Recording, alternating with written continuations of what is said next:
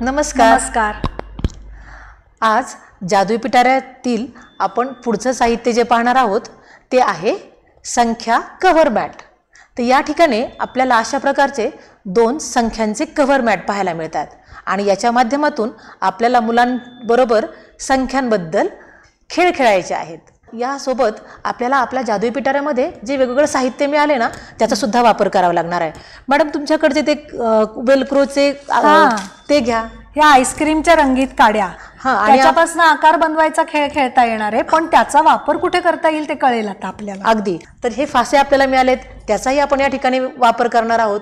यासोबतच आपल्याला जादुई पिटाऱ्यामध्ये असे काही मणी मिळालेले आहेत तर त्याचाही वापर आपल्याला या ठिकाणी या खेळासाठी करता येणार आहे। तसंच ताई आपल्याला हे असे काही सिक्केही मिळालेले आहेत तर त्याचाही वापर आपण करूयात। आणि याच्या बरोबर सोंगट्या आहेत बघा, त्या सोंगट्या सुद्धा आपल्याला इथे वापरता येणार आहेत बरं का। अच्छा, त्या सोंगट्याही मी घेते। तर आता तुम्ही सांगा बरं कसं खेळूयात ते। आता बघा तुमच्याकडे फासा आहे ना, तुम्ही फासा टाका बरं।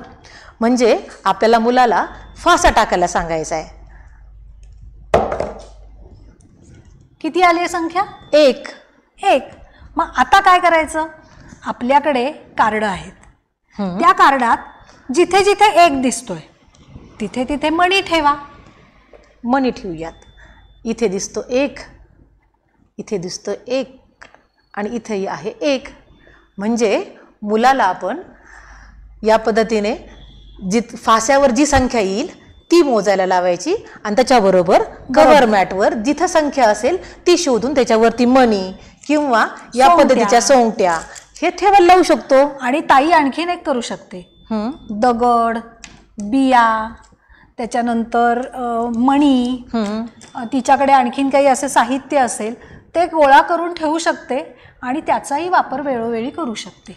अगदीच। म्हणजे ताई आपण असंही करू शकतो, उदाहरणार्थ त्याला काही बिल्ले दिले, याला आपण सोंगट्या म्हणूया किंवा बिल्ले, तर हे उदाहरणार्थ हे लाल रंगाचे काही बिल्ले मुलाला दिले आणि त्याला ते मोजायला सांगितले, त्याने मोजून ती संख्या सुद्धा या पटावर दाखवू शकतो। बरोबर।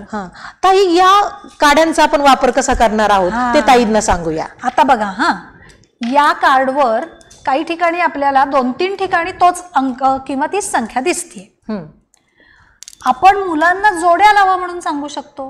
आता इतर वेळेला मुलांना काय सवय आहे, पेन्सिल रेघ ओढायची आणि जोडी दाखवायची।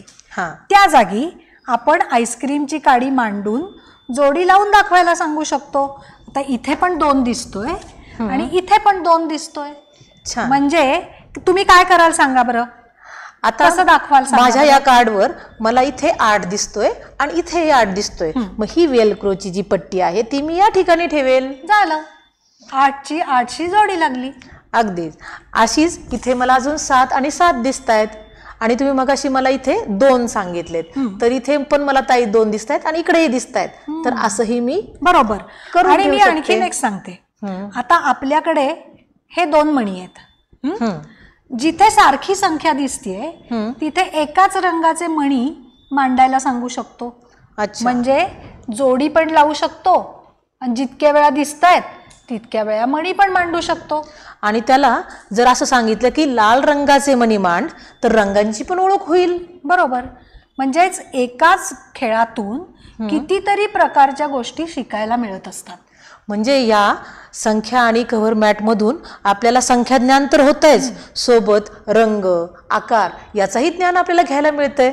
फक्त हे सगळे खेळ वेगवेगळ्या वेळांना घ्यायचे, एका वेळेला सगळे खेळ नाही घ्यायचे, एका वेळेला कुठला तरी एकच खेळ खेळायचा।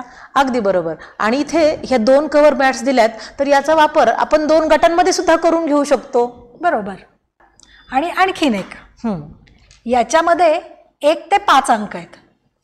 म्हणजे हे कार्ड जास्तीत जास्त कोणाबरोबर खेळायचंय तर लहान मुलांबरोबर। आणि याच्यात 1 ते 10 अंक, 5च्या पुढचे अंक आहेत, म्हणून हे कार्ड जास्तीत जास्त मोठ्या मुलांबरोबर खेळायचं। तर अशा पद्धतीने या कव्हर मॅट सोबत आपल्या जादुई पिटाऱ्यातील इतर साहित्य सुद्धा आपल्याला वापरायचं आहे, हे आपण विसरायचं नाही बरं का। अगदीच। सगळ्यांनाच हे समजलं असेल आता। धन्यवाद।